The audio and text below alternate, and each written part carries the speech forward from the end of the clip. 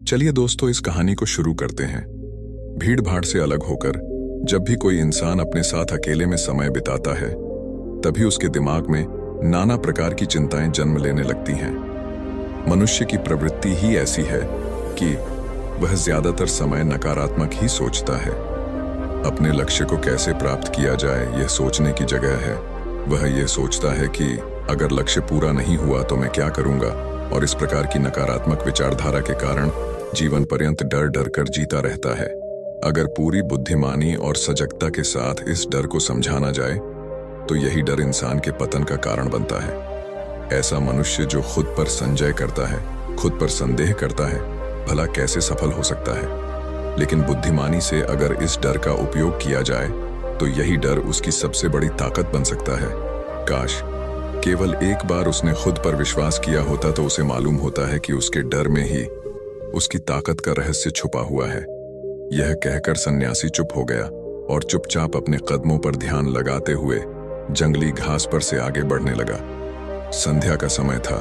सन्यासी और एक लकड़हारा जंगल में से होकर गांव की तरफ निकल रहे थे। सन्यासी के यह शब्द लकड़हारे को कुछ समझ में नहीं आए। वह सोच रहा था कि डर में ताकत कैसे हो सकती है। डर तो आदमी को कमजोर बनाता है। अपने मन की उत्सुकता को जब वह काबू नहीं कर सका तो उसने सन्यासी से पूछा कि महात्मा बुद्ध, आप यह क्या कह रहे हैं कि डर में ताकत होती है? डर तो आदमी को कमजोर बनाता है। उसे तो अपना डर दूर करना चाहिए। अपनी बात पूरी कर पाता उससे पहले ही उसे एक शेर की दहाड़ सुनाई दी। शेर की गर्जन सुनकर लकड़हारे का रोम रोम कांप गया। उसके कान खड़े हो गए। जंगल से आती एक एक आहट उसे साफ सुनाई दे रही थी। उसके कदम वहीं पर जम गए थे। वह भी नहीं पा रहा था। उसे पता था कि थोड़ी सी हरकत उसकी जान जोखिम में डाल सकती है। उसका दिल तो तेजी के साथ धड़क रहा था, लेकिन फिर भी वह अपनी सांसों पर काबू पाने का प्रयास कर रहा था। कुछ देर बाद जब खतरा टल गया तब सन्यासी ने कहना शुरू किया। सन्यासी ने कहा कि अभी जब तुम डरे हुए थे तो तुम्हारे शरीर का रोम रोम जाग गया था। जंगल से आ रही छोटी से छोटी आहट पर भी तुम्हारा ध्यान लगा हुआ था। तो इस प्रकार अपने मन के डर के कारण तुम होश में आ पाए, तुम पूरा ध्यान लगा पाए।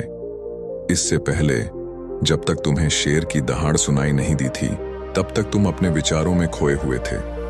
लेकिन जैसे ही तुम्हें शेर की दहाड़ सुनाई दी वैसे ही तुम्हारे सारे विचार गायब होकर हम वर्तमान में उपस्थित हो गए थे। यदि तुम्हें अभी शेर से बचकर भागना होता या फिर उससे लड़ना होता तो तुम्हें अपने शरीर की वह क्षमता देखने को मिलती जो आज तक जीवन में तुमने खुद भी महसूस नहीं की होगी। जब कोई कुत्ता तुम्हारे पीछे दौड़ता है उस समय तुम्हारी जो रफ्तार होती है वह तुम्हारी आम जिंदगी से कहीं ज्यादा होती है। साधारण जीवन में तुम इतने तेज नहीं दौड़ पाओगे जितना कि एक कुत्ते के सामने दौड़ पाओगे। यह ताकत या कहें कि हमारे शरीर की क्षमता अभी देखने को मिलती है जब हमारा मन डर में होता है। किसी डरावनी परिस्थिति में हमारा मस्तिष्क और हमारा शरीर अपने उच्चतम श्रेणी में काम करता है। जो काम तुम आम जिंदगी में नहीं कर पाते वह तुम्हें डराकर कराया जा सकता है। जहां पर भी तुम्हें डर का एहसास होता है वहीं पर तुम्हारी इंद्रियां पूर्ण रूप से सक्रिय हो जाती हैं। तुम्हारे कानों की सुनने की क्षमता तेज हो जाती है, दृष्टि एकटक हो जाती है, पूरी सजग हो जाती है, सक्रियता बढ़ जाती है, और जैसे जैसे वह डर खत्म होता है वैसे वैसे तुम सुप्त अवस्था में चले जाते हो। तुम सो जाते हो और तुम्हारे इंद्रिय फिर से आराम की स्थिति में चली जाती है। सन्यासी ने लकड़हारे से कहना जारी रखा कि परीक्षा से एक दिन पहले जो याद करने की तुम्हारी गति होती है वह साधारण याद करने की क्षमता से कहीं तेज होती है। सिर्फ एक बार याद किया हुआ तुम्हें परीक्षा के समय याद रह जाता है और तुम जानते हो कि यह सब परीक्षा के डर से ही होता है। इसीलिए डर को दूर करने की जगह इंसान को यह सोचना चाहिए कि वह अपने डर को ताकत कैसे बना सकता है। जिस प्रकार सुख और दुख, प्रकाश और अंधेरा एक ही सिक्के के दो पहलू होते हैं, उसी प्रकार डर और ताकत भी एक ही सिक्के के दो पहलू होते हैं। जिस प्रकार रोशनी के बिना अंधेरा पूर्ण नहीं होता, सुख के बिना दुख पूर्ण नहीं होता, उसी प्रकार डर के बिना ताकत का भी कोई महत्व नहीं है। लकड़हारा सन्यासी के ज्ञान से बहुत प्रभावित हुआ। उनके चरणों में नतमस्तक हो गया और उनसे पूछा कि महात्मा, अंधेरे को तो दिया जलाकर रोशनी से भरा जा सकता है, लेकिन अपने डर को ताकत में कैसे बदलें, इसके लिए कोई उपाय बताएं। इस पर सन्यासी ने कहा कि डर दो प्रकार के होते हैं, सबसे पहला मानसिक डर और दूसरा शारीरिक डर। सन्यासी ने लकड़हारे को समझाते हुए कहना शुरू किया कि मान लो तुम्हें जंगल से होकर गुजरना है और अचानक तुम पाते हो कि तुम्हारे मन में शेर का ख्याल आ गया। अभी तक प्रत्यक्ष रूप में शेर तुम्हारे सामने नहीं आया है, न उसकी दाढ़ सुनाई दी है, मतलब दूर दूर तक कोई अंदेशा नहीं है कि जंगल में शेर मौजूद है। लेकिन शेर का ख्याल आने से तुम्हारे मन में एक डर पनप गया। अब तुम्हारा उठने वाला एक एक कदम उसी डर से अभिभूत होगा। हर समय तुम्हारे मन में यही ख्याल चलेगा कि कहीं शेर न जाए।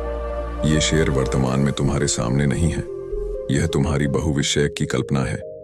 इसी प्रकार जो मनुष्य अतीत और भविष्य की चिंताओं में डूबा रहता है, वह मानसिक डर का शिकार होता चला जाता है। इसी विडंबना के कारण वह अपने जीवन में जीतने भी निर्णय लेता है। वह सारे मानसिक डर से ग्रसित होते हैं। इसीलिए ज्यादातर मनुष्य पूर्ण रूप से अपने निर्णय पर भरोसा नहीं कर पाते हैं और यही निर्णय या फिर फैसले जो आधे मन से लिए जाते हैं, मनुष्य के कार्य को पूरा नहीं होने देते। लेकिन यह भी सत्य है कि मानसिक डर के कारण ही इंसान अपनी तैयारी पूरी करता है। अगर तुम्हारे मन में शेर का ख्याल नहीं आएगा तो तुम शेर से सुरक्षा के लिए कोई भी कदम नहीं उठाएंगे। लेकिन अगर तुम्हें शेर का ख्याल आ गया तो तुम उससे सुरक्षा के लिए कोई ना कोई तरीका जरूर अपनाओगे। तो इसीलिए मानसिक डर बेकार नहीं होता, वह आपकी सुरक्षा को और ज्यादा मजबूत भी करता है। लेकिन समस्या तब शुरू होती है जब आप चाहकर भी कुछ नहीं कर सकते, लेकिन उसके बावजूद आप मानसिक डर झेल रहे होते हो। उदाहरण के लिए कुछ मनुष्य हमेशा यह सोचते रहते हैं कि उन्हें कोई बीमारी ना हो जाए, कहीं उनके साथ कोई दुर्घटना घट जाए, कहीं उनके साथ कोई धोखा कर दें। लेकिन इन सब घटनाओं पर उनका कोई जोर नहीं होता है, यह उनके हाथ में नहीं होता है। अगर दुर्घटना होनी होगी तो होगी ही, अगर बीमारी होनी होगी तो होगी ही। अच्छा खान पान और अच्छी दिनचर्या का पालन करने के बाद भी अगर कोई मनुष्य बीमार हो जाता है तो यह उसके नियंत्रण के परे की बात है। अपनी तरफ से उसने पूरी कोशिश की और यही उसका कर्तव्य था। उसमें कोई कुछ क्या कर सकता है। जो घटनाएं इंसान की पहुंच के परे होती है, वह उनसे भी परेशान होता रहता है, उनसे भी उसका मन घबराता रहता है और यही मानसिक डर उसके पतन का कारण बनता है।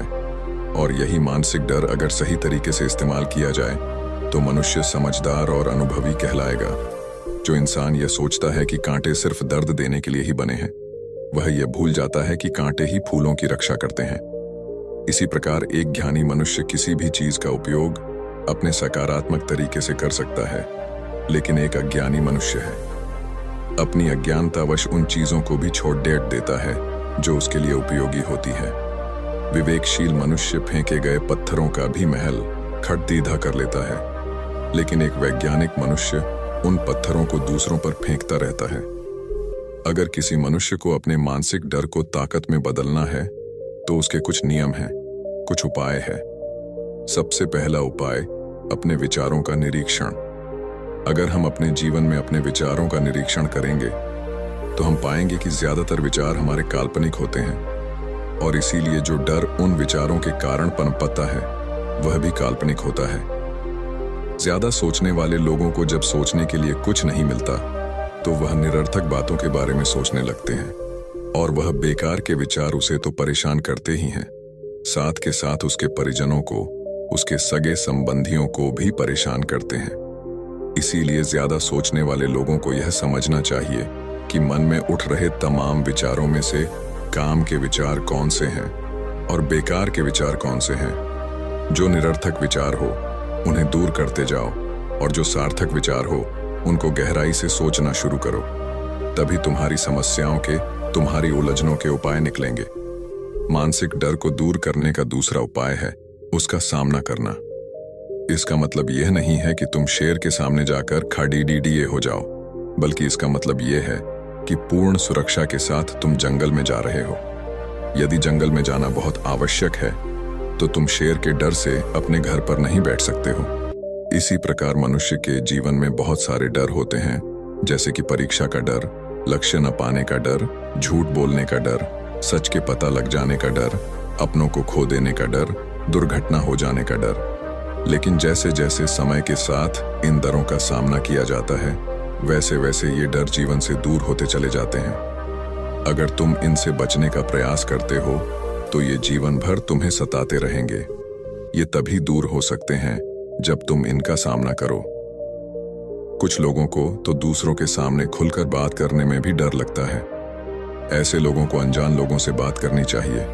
जितना ही वो लोगों से बात करेंगे, उतना ही उनके मन का डर दूर होता जाएगा। मानसिक डर को ताकत में बदलने का तीसरा उपाय है अपने डर को स्वीकार करना।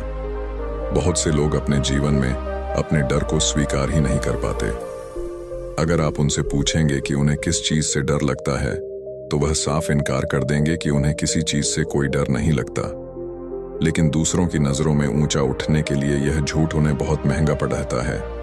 अगर वह अपने डर को स्वीकार करना नहीं सीखेंगे तो वह जीवन पर्यंत उस दर्द से मुक्त नहीं हो पाएंगे। इसीलिए समझदारी इसी में है कि अपने डर को स्वीकार कर लिया जाए। अगर आपको किसी चीज से डर लगता है तो किसी से शर्माने की या झिझकने की जरूरत नहीं है। हर मनुष्य को, हर इंसान को किसी न किसी चीज से डर लगता ही है। और आप पाएंगे कि जैसे ही आप अपने डर को स्वीकार करते हैं, वैसे ही आपका डर खत्म होना शुरू हो जाता है। और जितना ही आप ये सारे तरीके तुम्हारे मानसिक डर को दूर कर सकते हैं, लेकिन शारीरिक डर को दूर करने के लिए तुम्हें दूसरे तरीके अपनाने होंगे। सबसे पहले यह समझो कि शारीरिक डर कौन सा होता है। मान लो तुम किसी जंगल से गुजर रहे हो और अचानक तुम्हारे सामने शेर आ जाता है। तुमने पहले नहीं सोचा था कि शेर तुम्हारे सामने आ सकता है, लेकिन जब वह तुम्हारे सामने आता है तो तुम्हारी सारी शारीरिक गतिविधि शिथिल हो जाती है। तुम्हारी सांसें अटक जाती हैं, मस्तिष्क काम करना बंद कर देता है और तुम्हारा दिल तेजी के साथ धड़कने लगता है। तो इसीलिए जब बिन सोचे बात हमारे साथ घटित होती है तो हमारा शरीर उस डर को महसूस कर पाता है और वही शारीरिक डर कहलाता है। ऐसे समय में शारीरिक डर को दूर करने के कुछ उपाय हैं, कुछ तरीके हैं। सबसे पहला उपाय तो यही है कि अपने ऊपर संयम रखें। जब किसी मनुष्य के साथ बिन सोचे बात घटती है तो सबसे पहले उसका संयम टूट जाता है।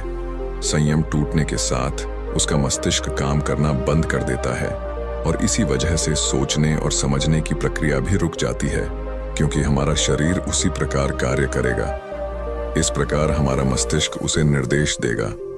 अगर मस्तिष्क की सोचने समझने की शक्ति खत्म हो गई तो हमारा शरीर भी शिथिल हो जाता है।